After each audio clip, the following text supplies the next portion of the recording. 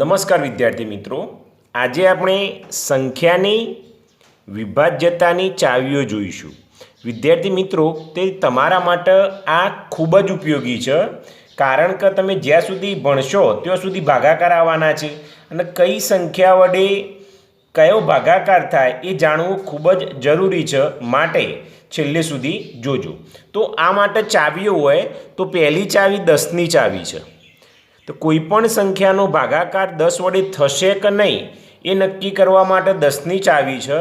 તો ચાવી આવી છે, જો કોઈ સંખ્યાનો એકમનો અંક 0 હોય તો તેને 10 વડે ભાગાકાર કરી શકાય. બરાબર, આ 10ની ચાવી. હું તમને ઉદાહરણ આપું. સપોઝ કે 100 છે કોઈ સંખ્યા, તો અહીં એકમનો અંક કયો છે? 0 છે, તો 10 વડે ભાગાકાર કરી શકાય. પછી અહીં 234 સંખ્યા છે, તો અહીં એકમનો અંક કયો છે? 4 છે, તો આ સંખ્યાને 10 વડે ભાગાકાર કરી શકાય નહીં. સમજજો, બહુ મજા આવશે. પછી 555 છે, તો એકમનો અંક કયો છે? 5, તો આને 10 વડે ભાગાકાર કરી શકાય નહીં. ચલો 4 આંકડાને લઈએ, 3, 4, 5 અને 0. તો એકમનો અંક કયો છે? 0, તો આ સંખ્યાને 10 વડે ભાગાકાર કરી શકાય. એટલે કહેવાનો મતલબ એ છે કે જે સંખ્યાનો એકમનો અંક 0 હોય, બરાબર, જો કોઈ સંખ્યામાં એકમનો અંક 0 હોય તો તેને 10 વડે ભાગાકાર કરી શકાય. સપોઝ કંઈ એકમનો અંક 0 છે, તો 100 ભાગ્યા 10 એટલે 10 એકા 10, 0 આ મીંડું છે, મૂકી દીધું. ચલો 3450 છે, તો એ પણ બતાવી દઉં. 3450 ભાગ્યા 10, તો 10 તરી 30, 0 ચોગડો ઉતર્યો, પાંચડો, 10 ચોગ 40, 0 પાંચડો, આ 0 ઉતારી, તો 10 પંચો 50. તમે જુઓ તો નિશેષ કેવી થઈ જાય? 0. વિદ્યાર્થી મિત્રો, સરસ મજાનું સમજાવીશ એટલે વિડીયો છેલ્લે સુધી જોજો. તો 10ની ચાવી આપણી પૂરી થઈ ગઈ. પછી કે 5ની ચાવી. તો 5ની ચાવીમાં શું છે? એકમનો અંક 5 અથવા 0 હોવું જોઈએ. બરાબર છે. 5ની ચાવીમાં શું છે?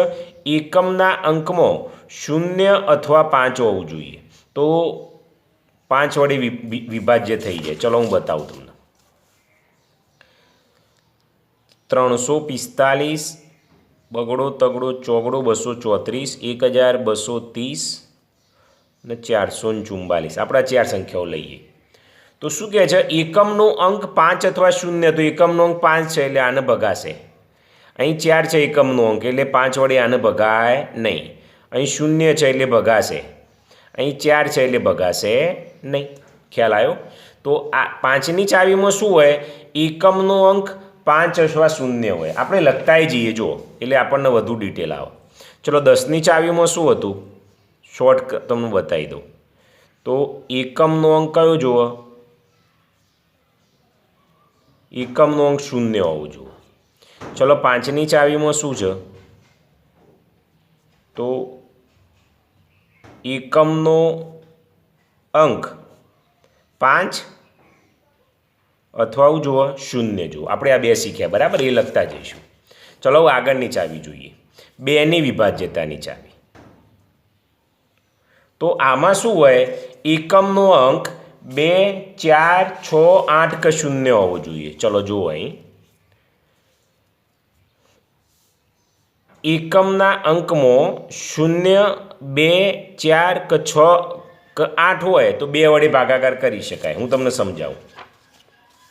ચલો અહીં જોઈએ. 234, 555, 303, 900. 4 સંખ્યાઓ બતાવો. તો એકમનો અંક 4 છે. જુઓ, અહીં 4 છે એટલે આ સંખ્યાને ભાગી શકાય 2. અહીં 5 છે તો 5 આવવું જોઈએ નહીં. અહીં 3 છે તો ના ભાગી શકાય. અહીં 0 છે તો 0 છે એટલે ભાગી શકાય. તો એકમનો અંક કયો હોવો જોઈએ? 0, 2, 4, 6 અને 8 હોય તો 2 વડે નિશેષ ભાગી શકાય. જો 234 આપણે ભાગીને તમને બતાવી દઉં. 2 એકા 2 એટલે 0, 3 ઉતારે, 2 એકા 2, 3 2 જાય એટલે 1 અને 14, 2 સીત્યો 14 થઈ જાય નિશેષ 0. તો ચલો 2ની ચાવી શીખ્યા. અહીં હું લખીને તમને બતાવું. 2ની ચાવી. તો એકમનો અંક શોર્ટમાં લખો 0, 2, 4, 6, 8 હોય તો ભાગી શકાય. બરાબર. ચલો હવે આપણે આગળ જોઈએ વિદ્યાર્થી મિત્રો. હવે શું થાય છે? ચલો 3ની ચાવી આવીએ. તો 3ની ચાવી એટલે શું હું તમને સમજાવી દઉં. જે સંખ્યા આપી હોય, સપોઝ કે હું તમને સમજાવું 3ની ચાવીમાં તગડો, ચોગડો અને આઠડો છે. તો આની ચાવીમાં શું કરવાનું? આ બધા જ અંકોનો સરવાળો કરવાનો. તો 3 ને 4 7, 7 ને 8 15, 15 ને 3 ભગાય. હા તો ભગાય. 3 5 15 તો 5 આવ્યો. તો આ સંખ્યાને ભાગી શકાય. ખ્યાલ આવ્યો? આપેલા અંકોનો સરવાળો કરવાનો. એ સરવાળાને 3 વડે ભાગી શકાય કે નહીં એ જોવાનું. 248. ચલો હવે જોઈએ. તો 8 ને 4 12, 12 ને 2 14, 14 ભાગ્યા 3 કરો તો ભાગાકાર થાય નહીં. કે 3 ચોક 12 અને 3 પંચો 15, આ તો 14 છે એટલે આ સંખ્યાને ભગાય નહીં. ચલો બીજી લખીએ. 1 2 3 4 અને 5 જોઈએ. ચલો 12345. તો 5 ને 4 9, 9 10 11 12 13 14 અને 15, 15 છે એટલે 3 ભગાશે તો આ સંખ્યાને ભગાય. જો તમને ઉદાહરણ પણ આપું. 12 345 ભાગ્યા 3 જોઈએ.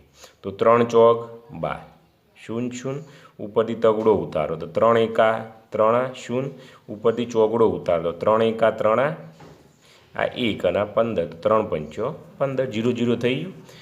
એટલે આ યાદ રાખવાનું, બધા અંકોનો સરવાળો કરવાનો. બરાબર. આ શીખી ગયા. તો ચલો લખીએ. હવે આપણે આમાં લખી દઈએ એટલે ભૂલાય નહીં. ચલો 3ની ચાવી લખી દઈએ. 3ની ચાવી તો બધા જ અંકોના સરવાળાને 3 વડે ભાગી શકાય. જે બધા જ અંકોના સરવાળા હોય એને 3 વડે ભાગી શકાતું હોવું જોઈએ. ચલો 3ની ચાવી પૂરી થઈ જાય. હવે 6ની ચાવી આવી. તો 6ની ચાવીમાં શું હોવું જોઈએ? એ જે આપેલી છે એને 2 વડે નિશેષ ભાગી શકાય અને 3 વડે નિશેષ ભાગી શકાય. જો આ લખ્યું. જે સંખ્યાને 2 અને 3 વડે ભાગી શકાય તેવું હોય તો તેને 6 વડે ભાગી શકાય. બરાબર છે. તો ચલો આપણે જોઈએ આગળ. 2 ભગાવું જુઓ અને 3 ભગાવું જુઓ. સપોઝ કે ઉદાહરણ આપું હું. બગડો, ચોગડો અને તગડો. બરાબર. તો આ સંખ્યાને ભાગી શકાય. જુઓ 2 અને 3 બંને વડે. તો આ તો તગડો છે. 2ની ચાવી શું છે? એકમનો અંક 0 2 4 6 8 એટલે 2 ના ભગાય. અને 3ની ચાવી 3 ને 4 7 ને 8 2 9 તો 3 ભગાય પણ 2 ભગાય નહીં એટલે આ સંખ્યાને ભાગી શકાશે નહીં. બરાબર. આ જવાબ આવી ગયો. તો આવું જોઈએ. અહીં 8 લઈએ. 8 9 10 11 12 13 14 15 4 લઈ લઈએ. જુઓ તો 8 છે એટલે 2 તો ભાગી જ શકવાનું છે. હવે 3 જોઈએ. 8 9 10 11 11 ને 4 15, 15 ને 3 ભગાય તો આ ભગાય તો આ ભગાશે. જવાબ આવી ગયો. બરાબર. જુઓ 438 છે એને 2 ભગાય ને 3 ભગાય. જુઓ 2 દુ 4 એટલે 0, આ તગડો ઉતાર્યો. 2 એકા 2 એટલે 3 2 જાય તો 1 અને 18, 2 9 18, 0 0 આવી ગયું. ચલો 3 ચેક કરી લો. 3 એકા 3 એટલે 4માંથી 3 જાય એટલે 1 અને 13. તો 3 ચોક 12, 3 6 18. જો 2 ભગાવ્યું 3 ભગાવ્યું તો આને 6 ભગાવવાનું જ છે. જુઓ 6 6 36, 6 સીતો 42, 3 2 જાય એટલે 1 અને 18, 6 તરી 18. ઓકે. એટલે આ ચાવી પણ તમને આવડવી જુઓ. ચલો 6ની ચાવી અહીં લખી દઈએ. 6ની ચાવી તો આપેલી સંખ્યાને 2 અને 3 વડે ભગાતું હોવું જોઈએ. હું શોર્ટમાં જ લખું છું. બરાબર. ચલો આગળ જોઈએ. પછી 4ની વિભાજ્યતાની ચાવી જુઓ. તો કોઈ પણ સંખ્યાને 4 વડે ભાગી શકાય કે નહીં. તો એમાં શું છે? એકમ અને દશકથી બનતી સંખ્યા હોય. અહીં 212 છે. જુઓ તો એકમ એટલે 2 અને દશક એટલે 1 એટલે 1 અને 2 એટલે 12. તો 12ને 4 વડે ભગાય તો 4 તરી 12. હા તો આને ભાગી શકાય એટલું યાદ રાખવાનું. જો ઉદાહરણ આપું તમને, આપણે લઈએ 312, 345, ચોગડો ચોગડો 44. ચલો 3 સંખ્યાઓ જોઈએ. તો એકમ અને દશક વડે બનતી સંખ્યા કઈ? 12. તો 12ને 4 વડે ભગાય, 4 તરી વારે લેવાને ભગાય. ચલો 45ને 4 વડે ભગાય? ના ભગાય. 10 ચોક 40, 11 ચોક 44 એટલે ના ભગાય, તો આને ના ભગાય. 44ને 4 વડે ભગાય? ભગાય. 11 ચોક 44 તો આને ભગાય. ખ્યાલ આવ્યો? એકમ અને દશકથી બનતી સંખ્યા જોવાની. તો અહીં લખી દઈએ 4ની ચાવી આપણે. 4ની ચાવી. તો એકમ અને દશકથી બનતી સંખ્યાને 4 વડે નિશેષ ભગાવવા જો. બરાબર? ચલો, એટલે 4ની ચાવી આપણે થઈ ગઈ પૂરી. હવે કઈ ચાવી આવે છે આપણે આગળ જોઈએ તો 56મું પેજ નંબર. ચલો આ પેજ મૂકી દઈએ, કામ પૂરું થઈ ગયેલું છે. જો અહીં લખેલી છે, જો તેના છેલ્લા 2 અંકો દશક અને એકમના દ્વારા બનતી સંખ્યાને 4 વડે ભાગી શકાય. હવે 8ની ચાવી આવી. હવે 8ની ચાવીમાં શું છે? તો 8ની ચાવીમાં છેલ્લા 3 અંકો જોવાના. જો 100, દશક અને એકમના સ્થાન. બરાબર? એમના 8 વડે ભગાતા હોવા જોઈએ, તો આ સંખ્યા વડે ભાગી શકાય. ચલો આપણે જોઈએ. અહીં ઉદાહરણ તમને આપેલા છે. 9216, પછી અહીં 2104 છે, તો આપણે એ જ ઉદાહરણ લઈ લઈએ. 2 લઉં છું, બરાબર? અને ત્રીજું લેવું હોય તો 1416, 3 લઈ લઈએ. ચલો, આ થોડી ભારે લાગશે તમને ચાવી. હવે શું કહે છે?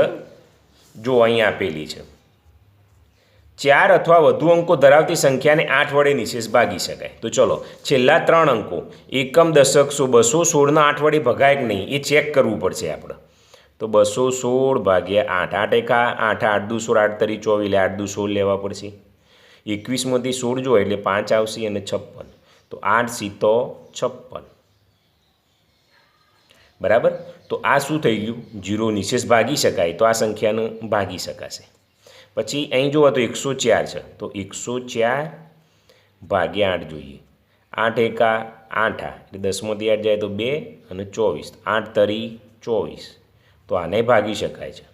બરાબર? 0 આવે તો આ સંખ્યાને ભાગી શકાય. પછી 416 છે, તો એ પણ જોઈ લઈએ. 416, 8 પંચો 40, તો 16, 8 દુ 16, તો અહીં પણ ભાગી શકાય. તો આ સંખ્યાને શું થઈ જાય?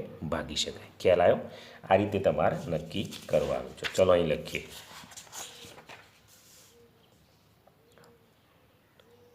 આઠની ચાવી. તો છેલ્લા 3 અંકો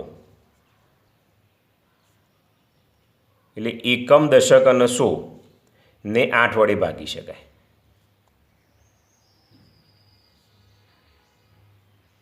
બરાબર? ચલો હવે કઈ ચાવી આવે છે જોઈએ. 9ની વિભાજ્યતાની ચાવી. તો 9ની વિભાજ્યતાની ચાવીમાં શું છે? તો શું કહે છે? જો કોઈ સંખ્યાના અંકોના સરવાળાને 9 વડે ભાગી શકાય. જેમ 3ની હતી એવી જ છે 9ની. બરાબર? ચલો આપણે જોઈએ તો તમને વધારે ખ્યાલ આવે. એક સંખ્યા લખી દઈએ. તો 4608 લખીએ, બીજી 5283 લખીએ. બરાબર? તો આવું જોઈએ તો આ બધા જ અંકોનો સરવાળો કરવાનો. 4 વત્તા 6 એટલે 10, 10 ને 0 એટલે 18 થયા. બરાબર? 18ને 9 વડે ભગાય તો ભગાય, 9 દુ 18 થશે, તો આ સંખ્યાને 9 વડે ભાગી શકાય. 5 ને 2 5, 6 7, 7 ને 8 15, 16 17 18, આ એ 18 થયા, તો આને ભાગી શકાશે.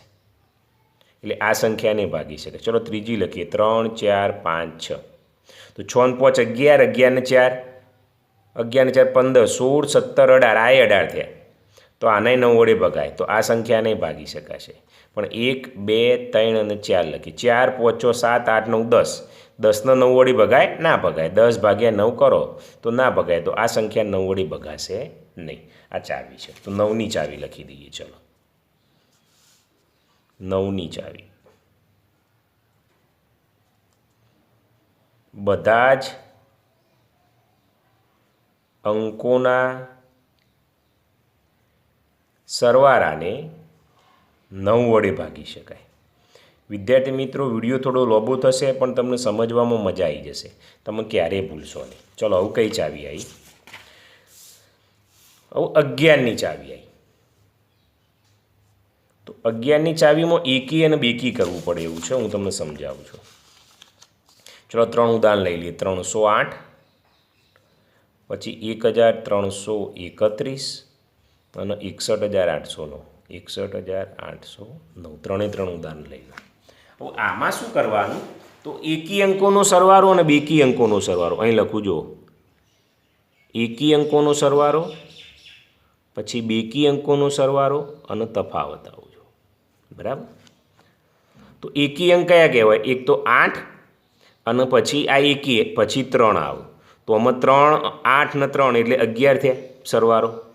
અહીં તો 0 છે એટલે 0 થયો, આ બેનો તફાવત 11માંથી 0 જાય એટલે 0 આવ્યો। ચલો, અહીં એકી અંકો 1 આવશે પછી 3 આવશે એટલે 1 અને 3 એટલે 4, આમાં 3 અને 1 એટલે 4, 4માંથી 4 જાય એટલે 0। ચલો, આમાં જુઓ 9 આવશે પછી 8 આવશે અને પછી 6 આવશે, એક એકને ગાળવાનું। 9 ને 8 એટલે 17, 17 અને 6 18 19 20 21 22 23 આવ્યા। ચલો, આમાં જુઓ તો 0 અને 1 એટલે 1 આવ્યા અને આ 22 આવ્યા, બરાબર? તો આમાં 0 તફાવત આવ્યો, આમાં 0 આવ્યો અને આમાં 22 આવ્યો। તો આ શું કહે છે? દરેક પરિસ્થિતિમાં તફાવત ક્યાંક તો 0 છે અથવા 11 છે।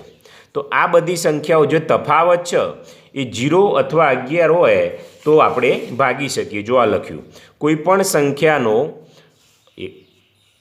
11 વડે ભાગી શકાય તેવી સંખ્યા શોધવા માટે જમણી બાજુથી એકી સ્થાનોએ આવેલા અંકોના સરવાળા અને બેકી સ્થાનોએ આવેલા અંકોના સરવાળા વચ્ચેનો તફાવત 0 હોય કે 11થી ભાગી શકાય તેવો હોય। આપણે જુઓ, અહીં 0 હોય એટલે 2માં તો 0 આવ્યો એટલે આ બે સંખ્યાને તો ભાગી શકાય, અને બીજું શું કહે છે? 11થી ભાગી શકાય, તો 22ને ભાગી શકાય એટલે આપેલી ત્રણેય સંખ્યાને ભાગી શકાય એવો હોય તો 11થી વિભાજ્ય છે, બરાબર? એટલે 11ની ચાવી આપણે શીખી ગયા, તો અહીં લખી દઈએ છીએ। ચલો, 11ની ચાવી।